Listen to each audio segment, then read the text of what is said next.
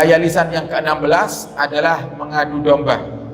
Kalau Allah Ta'ala, Allah katakan dalam Al-Quran dalam surat Al-Qalam ayat 11 sampai 13, hammazim masya'im binamim manna'in lil khairi mu'tadin athim utullin ba'da dhalika zanim.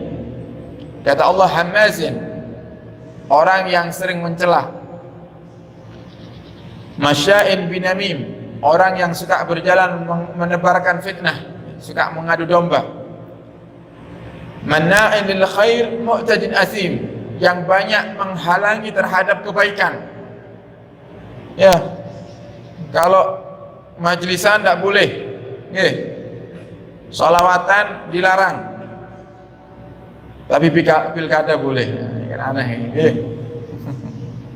Ini masuk ini, manna'in lil khair mu'tadin athim, kan aneh. Nanti corona berarti sudah tidak ada. Ya, pokok diyakini aja, diyakini, ikhtiar tetap ya. Karena kan kita tidak bisa ngelihat tuh corona ada apa enggak ya.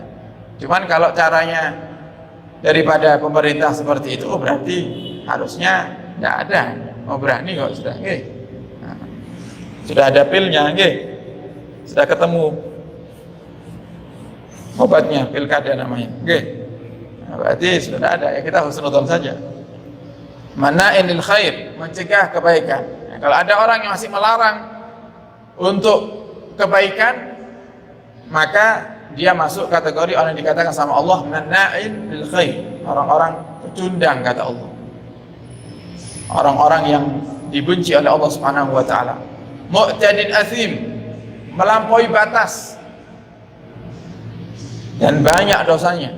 Kalau sudah melarang kebaikan, sedangkan kemaksiatan diperbolehkan, kebaikan dilarang, untuk hajatnya sendiri diperbolehkan, maka banyak dosa. Allah katakan, utullin ba'da dzalika zanim, dan Allah tidak suka dengan orang-orang yang kasar, orang yang kaku, kasar, itu Allah tidak suka. Ba'da dzalika zanim, sudah kaku, kasar, terkenal dengan kejahatannya lagi, zalim, itu Allah paling benci. Ini yang Allah sebutkan dalam Al-Quran surat Al-Qalam ayat 11 sampai 13. Qala Ibn Mubarak, az-zanim waladuz zina alladhi la yaktumul hadith. Apa itu zanim? Utullin ba'da dzalika zanim. Al-Imam Abdullah Ibn Mubarak boleh mengatakan az-zanim itu anak daripada zina, alladzi la yaktumul hadis, yang dia tidak bisa menutupi daripada aib kedua orang tuanya. Jadi sebenarnya anak zina itu tidak dipermasalahkan dalam Islam, tidak dipermasalahkan. Yang salah orang tuanya. Kalau anak daripada hasil perzinaannya tidak punya salah. Nah, makanya kalau orang tuanya tidak tobat, maka caranya gimana? Begitu lahir, yang bimbing atau yang mengasuh harus orang yang baik, atau mungkin masih orang tuanya karena butuh ASI. Nanti kalau sudah gede pondokkan. Kenapa? Takut karena orang tuanya belum bertobat kepada Allah Subhanahu wa ta'ala, akhirnya nanti ketularan anaknya. Makanya kadang saya kurang setuju dengan adanya bahasa anak itu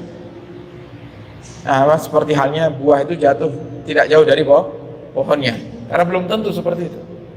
Ada anak daripada perzinaan ternyata jadi orang besar, ada orang tuanya ahli maksiat tapi anaknya santri yang luar biasa pinternya, ada. Nah, jadi walaupun mungkin ada kadang, nah kalau ada itu karena pertanda apa? Karena si anak ini ngikut sama orang tuanya, apalagi ibundanya. Karena mereka tidak paham ilmu agama, akhirnya apa yang terjadi? Akhirnya pendidikannya salah. Makanya dikatakan oleh Imam Syafi'i, al-um madrasatul ula lil aulad. Ibu itu adalah sekolah pertama bagi anaknya, bukan PAUD, bukan playgroup, bukan TK.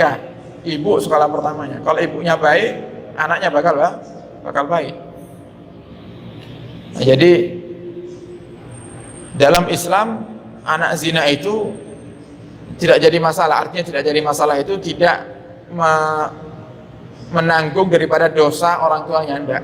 Yang dosa orang tuanya. Makanya kita tidak boleh nyebut orang lain itu dengan oh ini anak hasil zina ini. Tidak ada bedanya. Kalau dia taat, dia ahli ibadah, ya Allah cintai dia. Yang salah orang tuanya. Jadi jangan sangkut pautkan kesalahan orang tua kepada anak. Nah ini ada anak zina, ya, anak daripada hasil perzinahan semacam itu, tapi dia tidak bisa menyembunyikan daripada aib kedua orang tuanya. Justru malah dikatakan sama dia, diceritakan kalau saya ini anak seperti ini, dan bahkan dia lakukan juga sama seperti hal yang dilakukan oleh orang tuanya. Naudzubillah. Qala ta'ala wailul likulli humazatil lumazah. Dalam surat Al-Humazah Allah katakan wailun, celaka, likulli humazatin, untuk orang-orang yang humazah, orang yang suka menggunjing, mengumpat. Lumazah, orang yang suka mencelah. Gila dikatakan dari sebagian ahli tafsir al-humazah ay an-namam. Yang dimaksud humazah itu bukan pengumpat tapi an-namam, orang yang suka mengadu domba. Nah, orang mengadu domba ini sudah pernah diceritakan.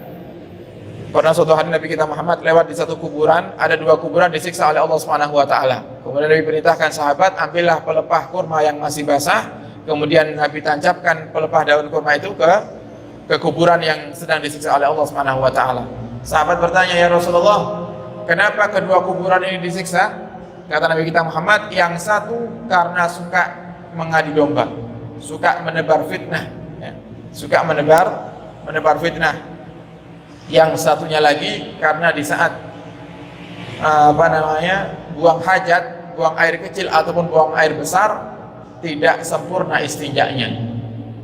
Jadi orang yang gampangkan bersuci daripada buang air kecil dan buang air besar itu sampai disiksa di kubur. Ini keindahan Islam, mengajak kita untuk hidup sehat, ya.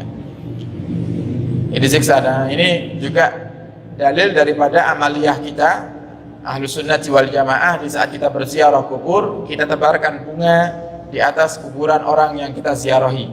Kenapa seperti itu? Inilah kalau Nabi Muhammad. Cuma Nabi Muhammad pakai pelepah kurma yang masih basah. Kalau kita pakai kembang mawar, kembang apa malih?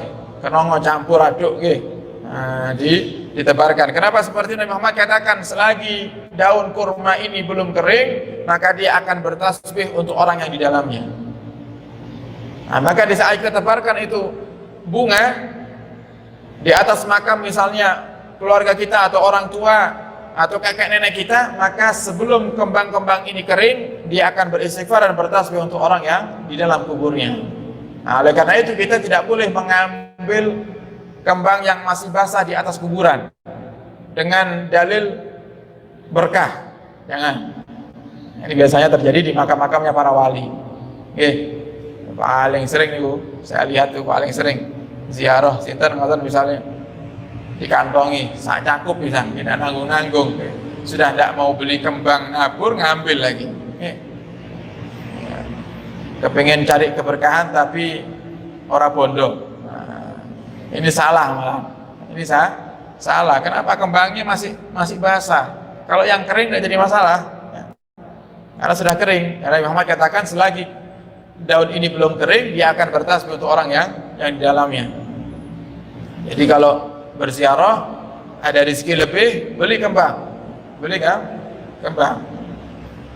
Kemudian taburkan di atas kubur. Nah, ini ada dalilnya.